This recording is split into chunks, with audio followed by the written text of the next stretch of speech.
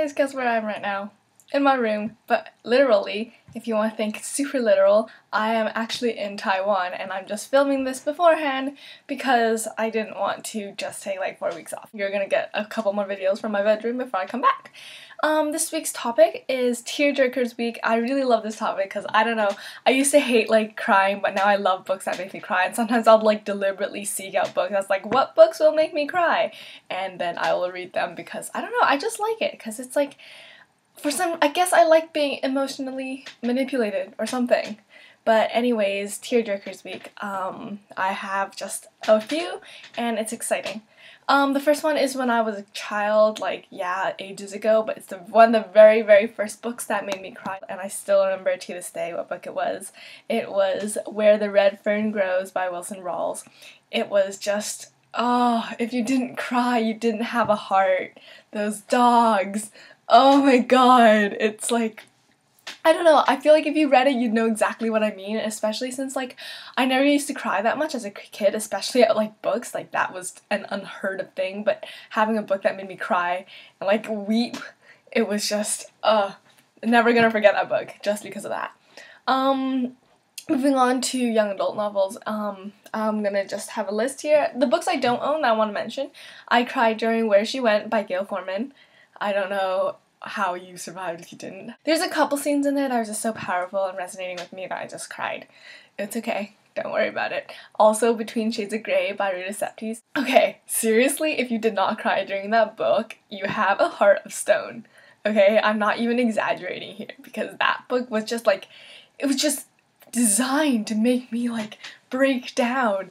It was such a beautiful, beautiful book, and it was just sad, and it was just like, it was so good, but it was so sad at the same time, and it was just perfect. Moving on to books I do own, The Book Thief by Marcus Zusak. The boy with the lemon-colored hair. If you don't know what I'm talking about, shame on you. You guys need to read this book. The writing is absolutely phenomenal. It's one of my very absolute favorite books, and it's takes place during World War II, and things happen, and it's just, oh god, like I'm pretty sure every single one of you who have read the book know exactly which part I'm talking about, but I can't even explain, like, my emotions. Second up, Monster Calls by Patrick Ness. People have said it was, like, kind of MG, like, it's kind of male grade crossover, but I think it's honestly a book that everyone can read, including, like, adults. It's not a overcomplicated story. It's not absolutely complex, but the writing is absolutely gorgeous, and it deals with such harsh truths of being people, and it deals with things that we will all probably deal with at some point in our lives, and it's just done so beautifully, and it just made me bawl because this book is so beautiful.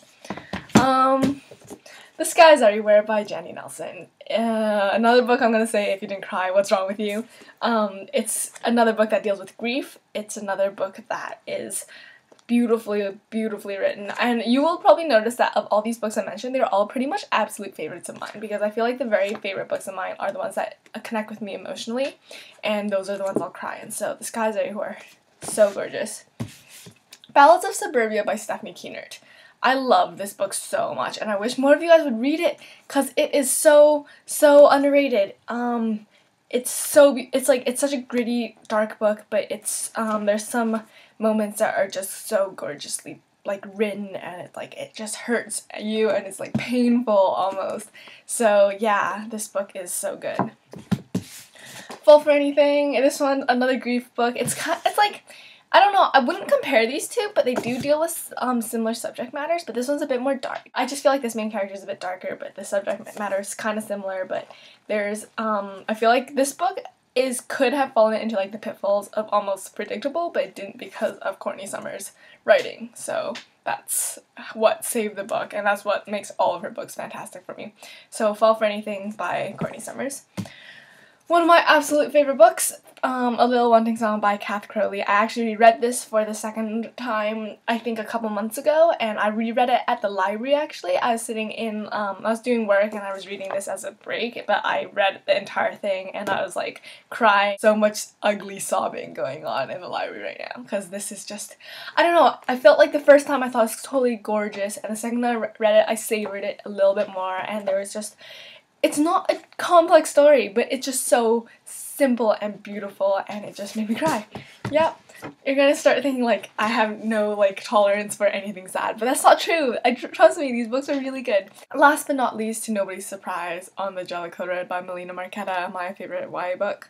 Of course it made me cry. Why would my favorite YA book not make me cry? There's a couple throughout the middle where Taylor has like an outburst and she just says something, or there's a single line in there and I'm just like, tears, tears.